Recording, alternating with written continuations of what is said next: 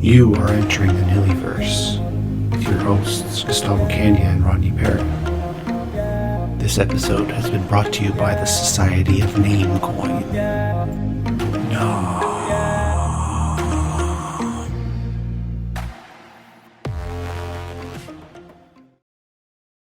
Good morning, Gustavo. Morning. So we're up to about 22 of these. 22? Is it 22 or 21? I think it's 22, yeah. Yeah, unbelievable, huh? Yeah. And we're, halfway through? We're getting to the middle. Yeah, we're getting to the middle. Okay. I think it will go well, though, as we've laid the groundwork. Although we are laying a little bit of groundwork again today, but let's see. So our section today is called What is Nihilitive Knowing? One of the things that we ran into difficulty with is because we're looking a lot closer at knowing and at nothing, how it is experienced, how it is known, and how it is cultivated than most other modern works. And so we've had to coin phrases. We've had to coin terms so that we can be specific. And this is another one, nihilitive. Nihilitive is just taken from the Latin nihil, meaning nothing. And nihilitive is just an adjective we needed. So nihilitive is like nothingy or nothing-ish knowing. So that's all nihilitive knowings are. So we coined that phrase, and it works really well, and it's really effective if we remember nihilitive just is an adjective based on the noun of to mean nothing. As we said, we're like about halfway through our book now, and we have touched on this subject from a variety of ways earlier on. And now we're going to just collect those ways into a more clear statement on what it means to know nothing. Call them three different pathways. One is the pathway of the psyche, meaning where in the mind does this occur? The pathway of the self, meaning where is selfhood when it is occurring? And the pathway of content, meaning what is it exactly that is known? And we've developed these through the book. So we're not just introducing them now, but what we will see, just so that everybody knows, the answer to where we're going is that we will see that nihilitive knowing lies over the cliff edge, again, over the cliff edge of selfhood, over the cliff edge of the mind, and over the cliff edge of content. It's very important that we see that in a certain sense, our book is bringing us in a very structured, thoughtful way to all these endings beyond which the book can't take you, but the book can prepare you. The readers of the book are prepared through our reading to end in a knowing. So you feel you have a certain level of confidence that you can take a step off the cliff edge and you'll be okay. That's a great way of looking at it. Because remember, we talked about right at the beginning of the book about how there's a whole history of fearing nothing. It's shown itself in various cultures, but it also shows itself within the individual. There's a fear of approaching it because you don't know how to do it, as maybe we'll see in the video later about how to approach it when you're so confused. Right. So there we are. I'll just expand on that a little bit, just to make it a little bit clearer. Talked about the psyche, including the conscious and the unconscious, but then we talked about a realm beyond the psyche called the super psyche. We went into that quite deeply about religion's facility and in ease with dealing with the realm of the super psyche and having very specific disciplines for entering in to the realm of the super psyche. And we looked at a whole variety of them, Buddhists who look at very closely into breath and so forth. We didn't talk about the Kabbalah, Jewish sort of mystical traditions. They talk about self-forgetting or sitting forgetting. Interesting way of looking at it. There's contradictions that we've tried to stay away from. They use that language. We also have talked about apophasis, the apophatic theologies. These are ways of bringing about super-psychic content and so forth. And then we also, one phrase, al-fana, that I liked from Islam, meaning to die before you die. So these are all religious disciplines, very clearly thought out and over thousands of years been used and so forth. We related that to what we call the rarifying principle. And that rarifying principle has also been important within science. You take away and you find out more about what it is you're studying.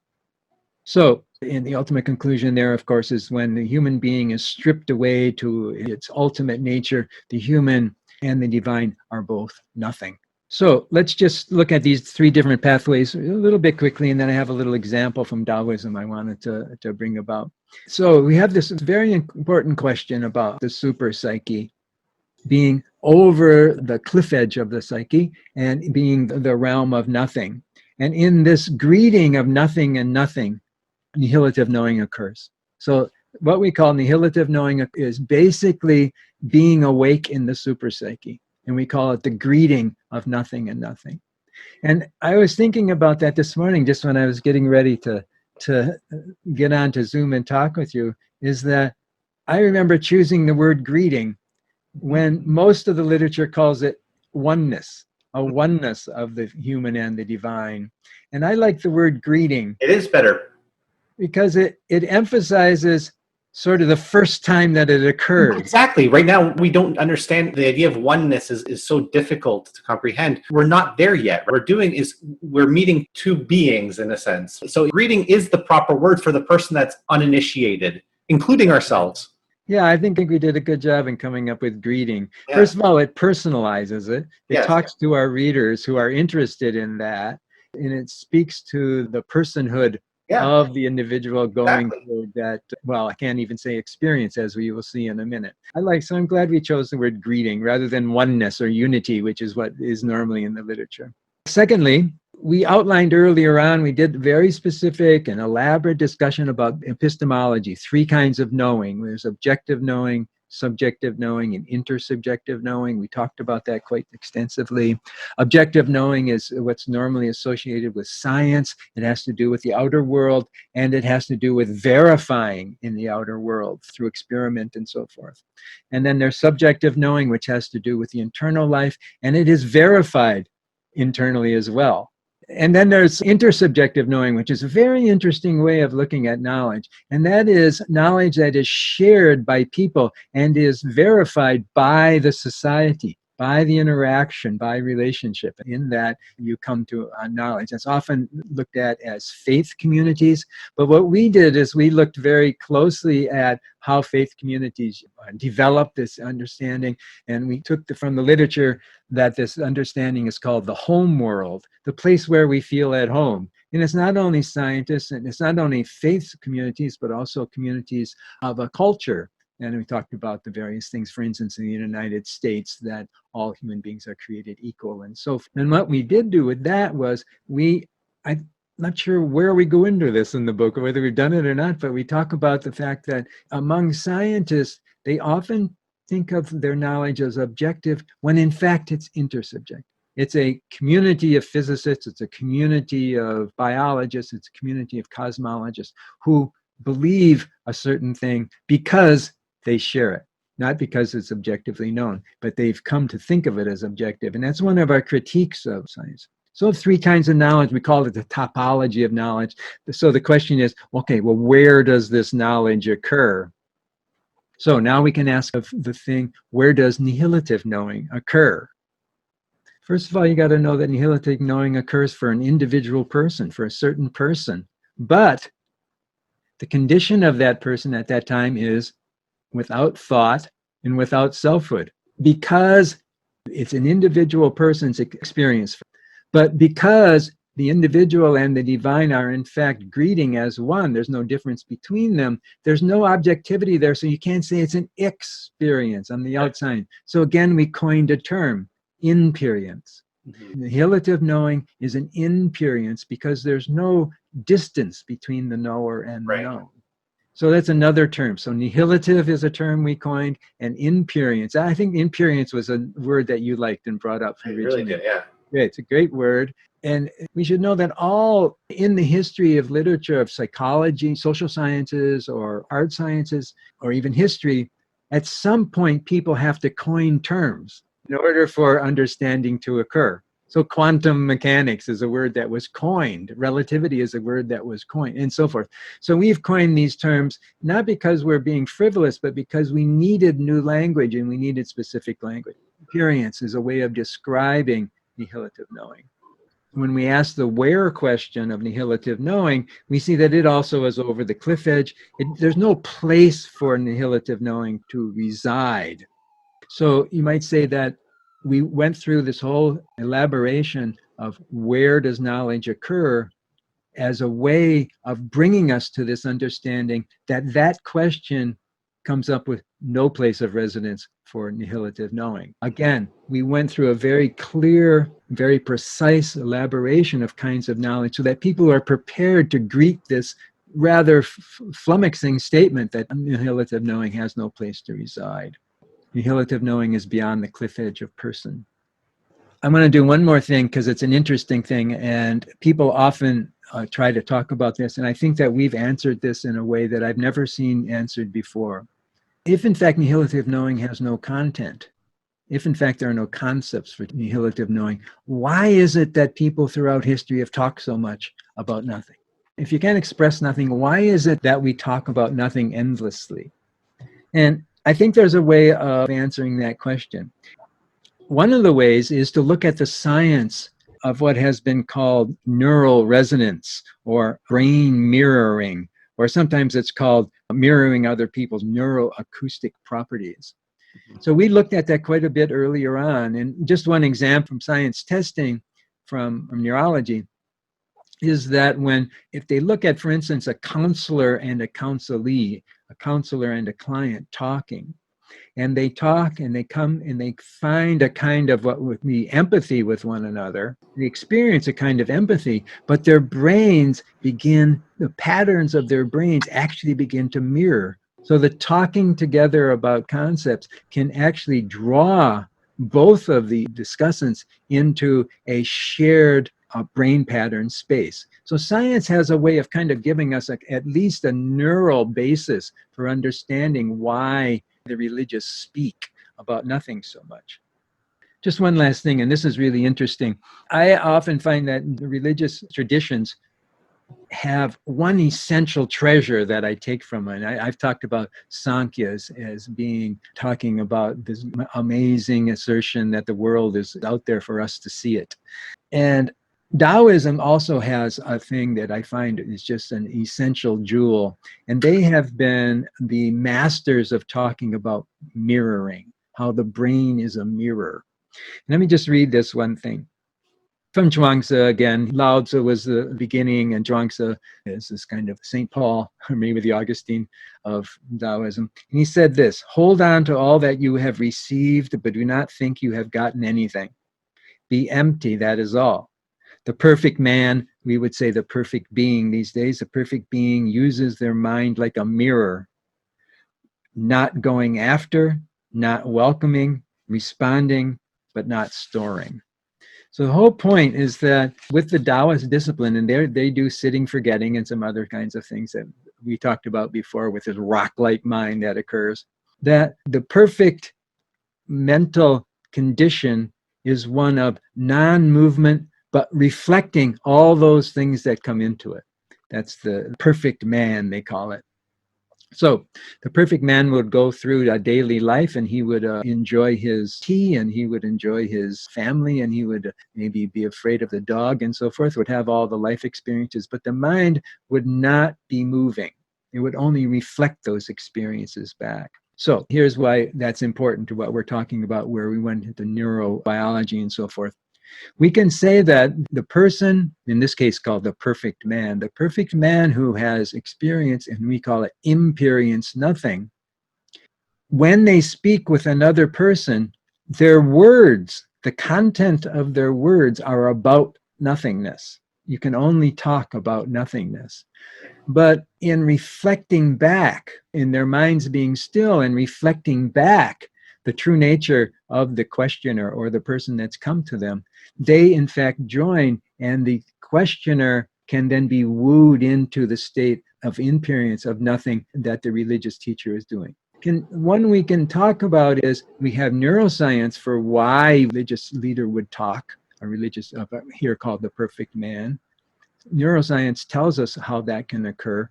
And if you analyze the actual interactions in the religious traditions, you see that, especially as Taoism says, there is a mirroring quality, and you can mirror nothing and show that nothing to the questioner. Very interesting way of answering the question, well, why do they talk? Mm-hmm. And I think that is quite an interesting one. So let's just go quickly. What answer have we given to the question of what is nihilitive knowing? First of all, we say that nihilitive knowing resides over the cliff edge of personhood, over the cliff edge of psyche, and over the cliff edge of content. Nihilitive knowing arises when the human being and the divine are both treating as nothing. And it is the simple fact of being awake in the super psyche. That is nihilitive knowing. And when we just added to, of course, that speaking from the position of nihilitive knowing mirrors and brings about that inperience in the listener and so forth.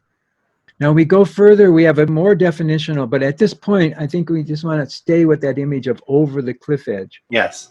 In terms of definitions. We do go more into, I won't do that saying how or what, but we do go further into definitions. And so this isn't the end of our defining, because we've been sort of diligently defined throughout, and we're going to keep with that regimen, and we'll have more definitions of nothing as we go along.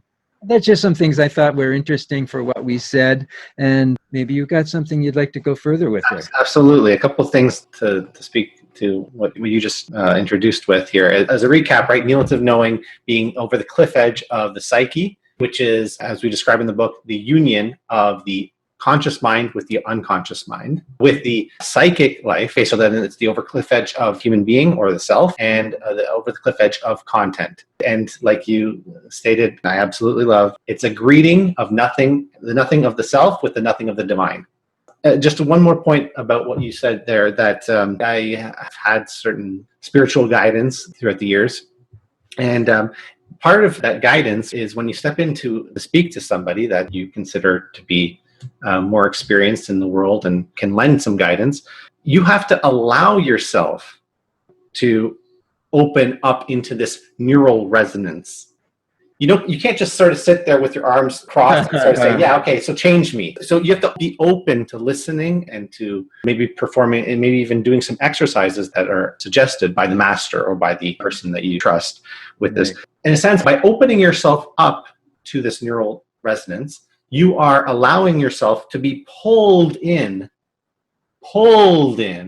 to whatever sort of brain state the master is in. You are letting go of this push, this incessant sort of feeling of needing to push out into the world. To know is to push out. You're within your head or your mind, you're pushing out and exploring, experiencing the world, pushing out into the world to experience. Here, in this kind of relationship, the dynamic is that you allow yourself to be pulled in to somebody's neural patterns that you consider to be more stable or more advantageous for a good life where you're currently at. Allowing yourself to be pulled in and to be able to establish that resonance, meaning same brain pattern. You've foreshadowed our definitions as we go along. That's really good. I like that as well. We haven't really done so much, investigation into what you might say is attitude.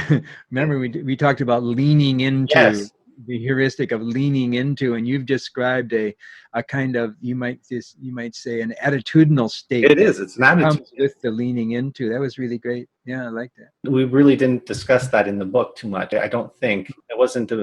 So maybe that's something that could sort of bring in somewhere else along down the line. You know that I'm the science guy, and I always wanted to bring it around to science analogies and such metaphors, or even chaoptics, if you remember what that term means. So nihilitive knowing, according to my understanding of nihilitive knowing, it happens when the observer can see the world rise and fall, but is unaffected by it.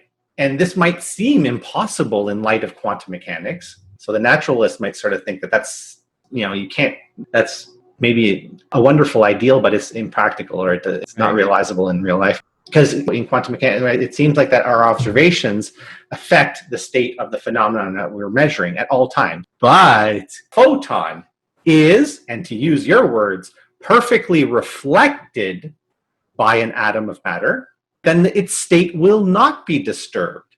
It's only when a photon is absorbed by an atom that it will change its state. But if it's perfectly reflected, you're not impinging any of the photon's energy or imparting any of the photon's energy into the atom if it's perfectly reflected. Only if the photon is absorbed will the quantum mechanical effects take place. So quantum mechanics only applies when a photon is absorbed by matter.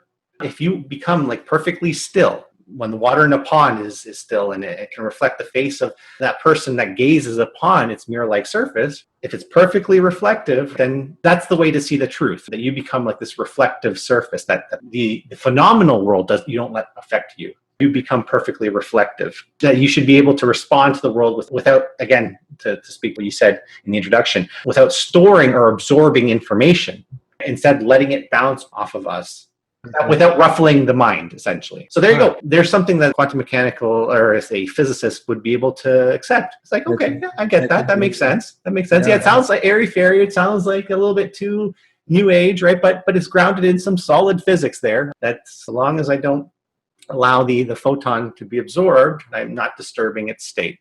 Okay. I think we've done a great job just thinking about the Neil deGrasse Tyson YouTube again. He was sloppy beyond sloppy in talking in definitional terms. I think that one of the good jobs we've done in our book and in doing our podcast and so forth is that we're always being definitionally precise, and we're always showing parallels between science and philosophy and religion. I think that that is a real service that we can provide so that nothing isn't too scary, but it's also not too airy. We don't want it to be either. We want to push the thought as far as we can possibly push it in a very disciplined way so that people come to the place of nothing prepared. I think that quantum mechanics about the perfect reflection was great. You had that prepared? You just bring that off the top of your head? I've got some notes here, so I can't. That was great.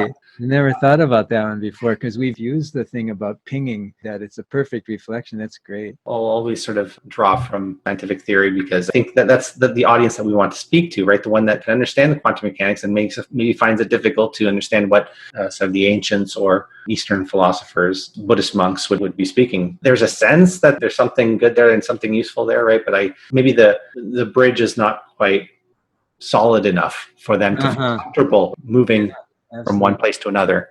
So maybe that's what we're trying to do. We're trying to build a more sturdy sort of bridge between these two worlds. You know, I an exercise here. Let's go back to the very beginning of our book. If you open up to page 1 of our book, there is an opening epigraph to the book. And it reads like this. It says, "In this phase of life, nothing is more essential to us than academic career, professional respect, and reasoned science." First thing in the book. First thing in the book. Now, first thing in the book, you have no experience of nothing and nothingness. You don't know what it's about or anything like that. Were we to have no teleological training, it's almost a foregone conclusion that the way that we would read the epigraph is as if not anything is more essential to us than academic career, professional respect, and reasoned science. So essentially we're employing here the philosophical nothing that we spoke of, and we will bring up again the 6 types of nothing, being the not anything. And that's the most common nothing that is used, especially in physics and logic, and especially when you consider the predicates that surround that statement: academic career, professional respect, reasoned science, all imaginable goals. So what we're saying here is not anything more essential to us than these very imaginable goals, essentially. That's how most people, maybe 98% of people, would read that opening epigraph. But now we got some tools in our tool belt. Now we should be able to gestalt, flip, and think maybe they're using the theological nothing, the substrate of being, the matter that's most essential to us. So reading that in this phase of life, for lack of a better word, God is more essential to us than academic career, professional respect, and reasoned science. If you say God, then it makes it a positive. Yeah, that's right. So now we can feel nothing tugging at us. So now nothing is tugging at us, whereas before, as I spoke of earlier, right, we were pushing out into the world, trying to experience the world. Now we're just allowing God to take us in, read it by God, essentially. Well, I hope the readers had that experience of it changing the reading without us telling them to do it, which is what the hope was. You know what I was thinking really interesting, Gustavo, is that, we were talking about, I think the last time we were talking about when you come to a place of unknowing, a scientist will think that they're just going to expand the bubble. Yes. They just keep expanding the bubble out and out and out. That's kind of an interesting, we used it in a slightly different way last time, but this time you use that again. instead of the attitude of pushing the bubble out and out and out, making it bigger, meaning the realm of knowledge. Yes. You allow understanding to come, or you allow new knowledge to come. And so instead of a pushing kind of search, it's an allowing kind of search. And so that same image worked very well for both sorts of illustrations. So that was kind of a little kind of an apophatics synchrony there. I thought it was nice. It was good. Maybe we can hop on Pop here. Yeah, great. Not really a popularizer of science, but a very interesting mind that you'll get a glimpse of right now. This Megan Sullivan.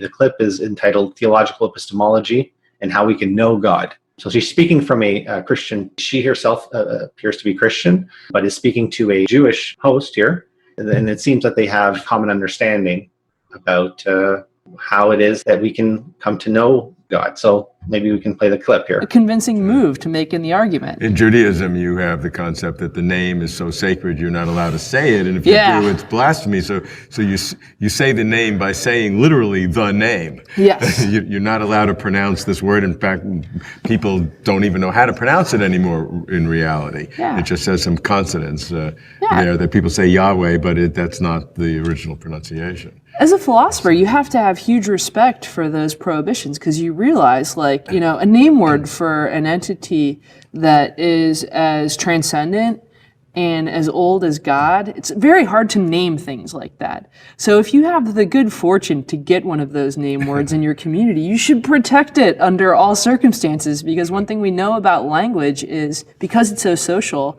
the more we share or pass around a name word, the more likely it is to change its reference. So I think there's actually a really good philosophical justification for that view of naming in Judaism. And not just the additional theological assumption that there's something sacred, there's some sacred power in the name itself. Right, some mystical powers and blasphemy if you say it because you're coming too close to it. I mean, part of the story could just be like, you've got this really rare and precious way of referring to a being that's really hard to think about, that you might want to just keep safe, which I respect. Yeah. So what are the implications of that for people who want to try to know what this 3-letter English word means?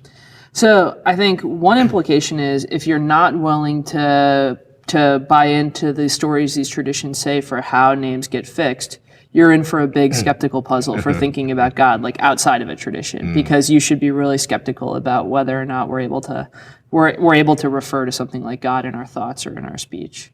Now, some people might think, God is just a hidden description. This is a theory of names that's been very popular in philosophy. So you say something like, God's not like a word that like sticks rigidly to one thing in the universe, but instead God's just a little abbreviation for the description of like whatever the creator of the universe was.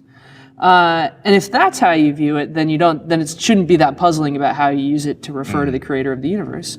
I think the puzzle with that is, anytime you think that God's names are just descriptions, you're going to have a hard time making sense of serious religious disagreements. So let's suppose you're an atheist and I'm a theist, and we agree that we're going to talk about whether God exists, and I insist he does, and you insist he doesn't, but we both mean God is just whatever created the universe. Well, we don't disagree that something created the universe. It might be the Big Bang for you, and it might be this like deity for me, but we're not having a real disagreement if that's all we mean by it. Now, maybe you say something like, God is whoever revealed himself to Abraham. That, the theist and the atheist are going to disagree about that. But that has to do with what you impose on that name. Yeah. Well, and then you have this puzzle, like, suppose somebody's a theist, but they don't believe in a historical Abraham. Maybe they think like the Old Testament's a metaphor. Well, then they're not able to be a theist anymore, because they're not referring to God. The way you defined your name. Exactly. So it's not like this description thing makes life significantly easier when it's trying to think about something like God.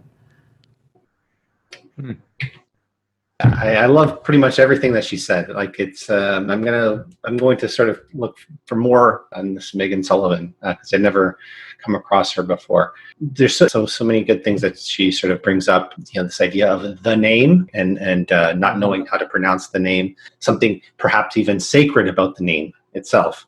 That idea is a good one, right? Maybe even to protect the name, since names ordinarily change their reference through the years. It could be a good idea to preserve a correspondence between name and referent, in a similar way like to a standard candle. Like everything else changes its definition. What Mass was in the 18th century is something completely different as now. Very solid, and obviously the English language is such a fluid thing. Words that very commonly used are now extinct or practically extinct.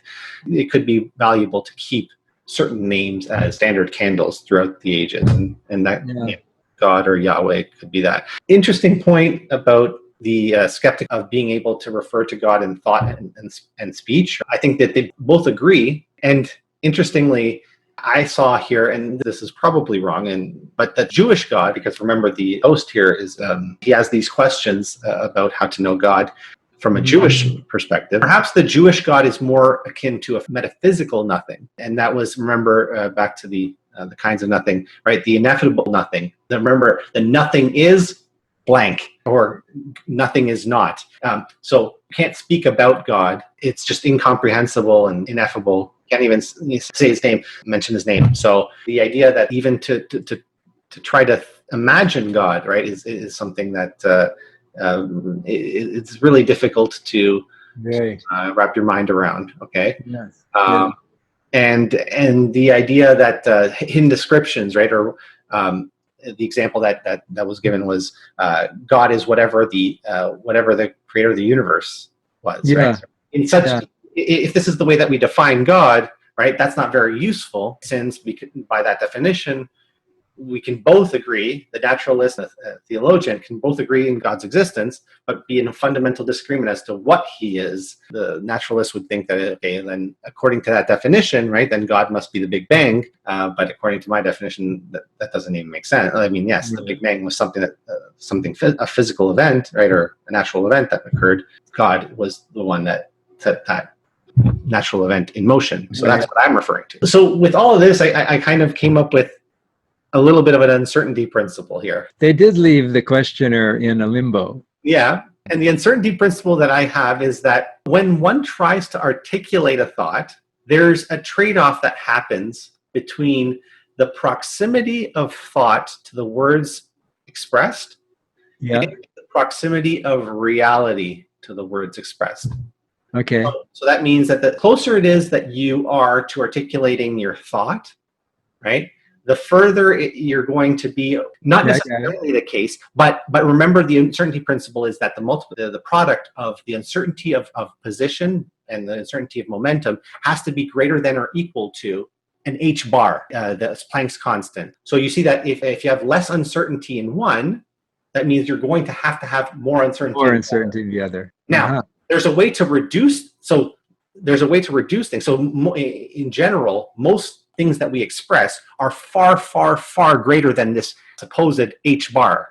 They're so much more greater than the minimum amount of uncertainty, uncertain approximation of both thought to reality, approximation of product of thought and reality.